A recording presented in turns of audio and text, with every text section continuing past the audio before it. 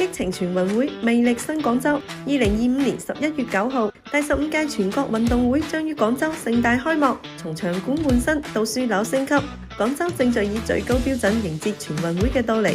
今日帶大家行入廣東省人民體育場睇下。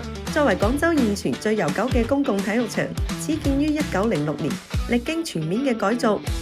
而家唔單止俾我哋感受到百年體育底蘊，仲睇到咗現代賽事嘅便捷同溫度。為迎接15運嘅到嚟，廣州體育館都全面換新升級，科技賦能老場館注入咗智慧靈魂，一入嚟就俾驚豔到啦！係15運廣州賽區嘅示範場館之一，平時市民都可以過嚟運動。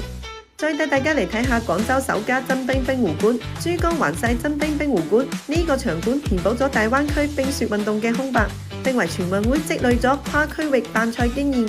15運即將開幕，廣州展示出十足嘅誠意同實力，迎接八方來客。雲台花園都打造咗全運會吉祥物主題花壇，等大家過嚟打卡。